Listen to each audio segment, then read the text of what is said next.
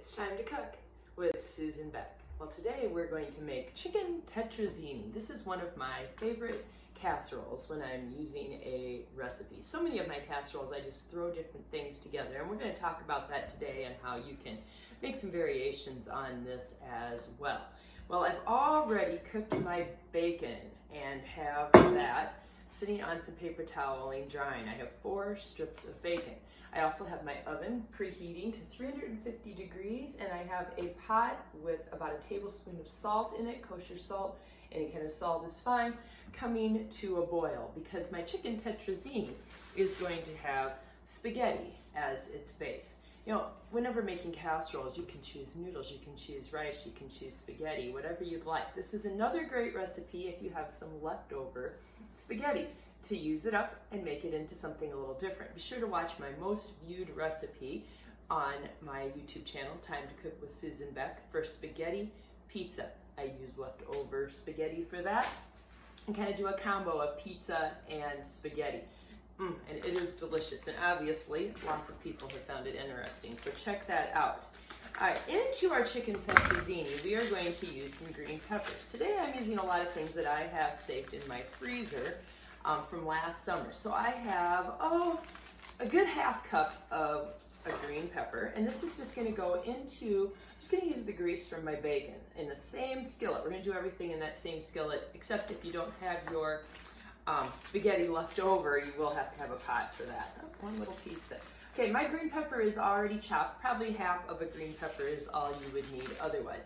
Now I'm going to use some jalapeno pepper that I also have saved in the freezer. I just have them and take the seeds out, and then I just put them into our plastic bags where our food saver removes all the air. So I'm just going to dice these up nice and small.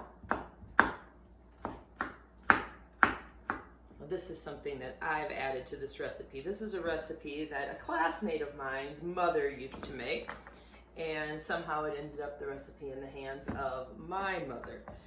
And jalapeno is a little addition on my part. Next I have some onion. Today I happen to have the red onions. These are still left. Can you believe this? We're approaching April here, and I am still using onions from my garden. I still probably have about 20 of them left, and they are in great shape. Okay, that is also going to go into my skillet. And I like to, whether I'm making casseroles or I'm making soups, I like to saute my vegetables first. Yes, they will cook in the oven. We're gonna have our casserole in the oven for about 30 minutes, but I just never feel like the onions and the green peppers really get very soft. And the same thing, there's a richness that comes out when you either roast or saute your vegetables a bit. So I'm going to suggest you do this also. You know, I kind of skipped over what I'm using for chicken. You can use chicken breast. If that's the case, you need cooked chicken, so you need to cook your chicken along, you cook your bacon, cook your chicken, then your vegetables.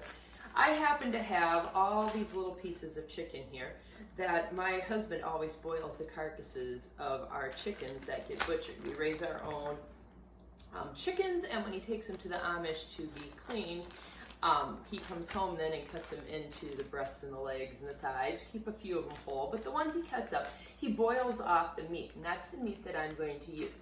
You could also buy canned chicken if you wanted to save a little time. So I already have my chicken cooked. I already have my bacon cooked. It's time to saute our vegetables, and hopefully my pot of water is about ready as well. I am going to be snapping my noodles in half, just because I think they're a little easier to eat when they are in smaller pieces, since this is a casserole and not spaghetti. Let's move over by the stove. Well, the water is boiling, so in goes the noodles.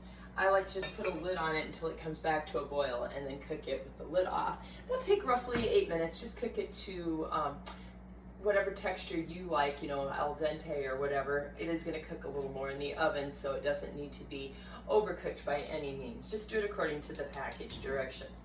All right, I'm going to use my back burner here and just bring that bacon grease back up to a melted point, and then saute my jalapenos, my green peppers, and my onions for, I don't know, maybe 5 minutes, just long enough to get them softened and partially cooked. I like them to just be past that raw stage when they go into the casserole. Other ingredients we're going to be using include thyme, oregano, and pepper. We'll use about a half a teaspoon of each of those. We're going to use some cream of chicken soup. Now, if you have cream of mushroom or cream of celery instead, that is perfectly fine. I just use what I have. I would never run to the store just to get the other one, although I usually have all three on hand, and when I do, cream of chicken is my choice. We're going to use a cup of chicken broth. As I've mentioned before, you can buy the box chicken broth. When we boil off that meat from those chicken bones to get this nice packages from my freezer, we always keep our broth in the freezer, or you can use a cup of water and one of those bouillon cubes or a teaspoon of the soup base. Lots of options there. We're going to be using a can of mushrooms. Fresh is better, but I don't have fresh today, so canned will do. I always keep some canned ones in the freezer. We're going to be using some sharp cheddar cheese that we will be grating. We have to chop up that bacon yet, and then it's always nice to have a little crunch on the top of a casserole. So you could use French fried onions, you could crush up some cereal like Special K or Rice Krispies and melt a little butter on it. Today I'm going to use some of the crushed up pieces of my homemade croutons. Another recipe you can check out, I use all of my old bread for croutons, and this has been seasoned with salt, pepper, and red pepper flakes. All right, so let's start prepping some of these things while the noodles and the vegetables saute. I need half a cup of cheese or so. Again, casseroles don't really need to measure things. I'm going to put that back into my parchment paper, wrapping it up tightly, and putting it into a Ziploc bag, my favorite way to store my cheeses. All right, let's check those vegetables, and our vegetables look great. Nice and softened in here and ready. Now, one of the reasons I chose this skillet is because this skillet can go into the oven. It saves me a lot of dishes if I can cook my bacon in this, then my onions and peppers in this, and then put everything else right into the same dish. So let's continue with our prep here. Well, let's go ahead and put our chicken in and our mushrooms in. We can even add our chicken stock and our cheese, and then we'll have a little more room to chop up the bacon. I don't know, there's just something about the bacon in this that I just like, that little, I don't know, the bacon's got a little saltiness, and it's definitely a very flavorful ingredient.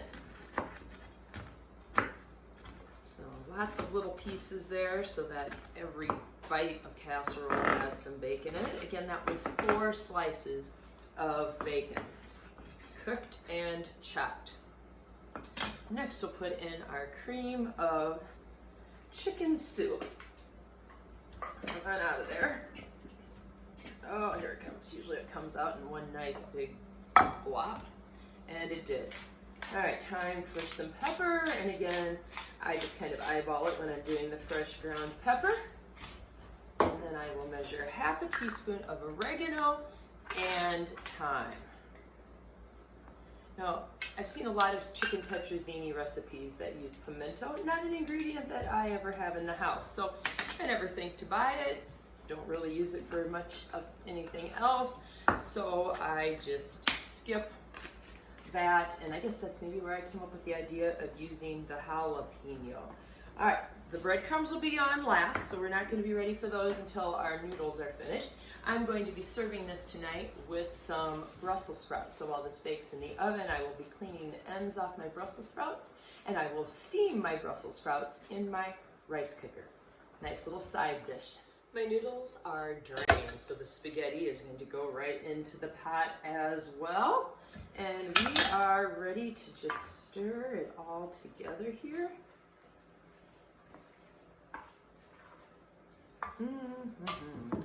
Looking good. Lots of chicken, and those bright spots of peppers just make it look nice. My cheese is already starting to melt in there. And this is going to go into the oven for about, oh, there's some cheese that needs to be stirred around, for about 30 minutes. I mean, almost everything is on the warm side already, so we just need to get those mushrooms and that soup and broth kind of heated through, and you'll see it bubbling on the side. And lastly, a few handfuls here of a little crunch on the top. As I said, I'm using some of the crushed croutons that I make out of old bread. All right, into the oven goes our chicken tetrazzini, and then we'll work on the Brussels sprouts and maybe a little bread to go with this.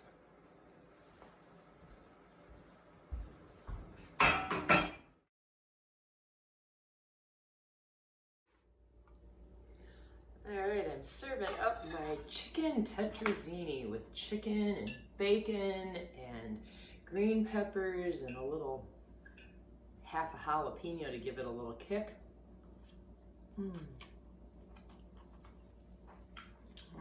Very, very tasty. Those spaghetti noodles are just lightly coated with that creamy sauce from the cream of chicken soup and some cheese and some chicken broth. It's just one of my very, very favorite casseroles, using very simple ingredients, but really elevates it to a very nice meal. Serve it with some bright green vegetables and you have a beautiful plate.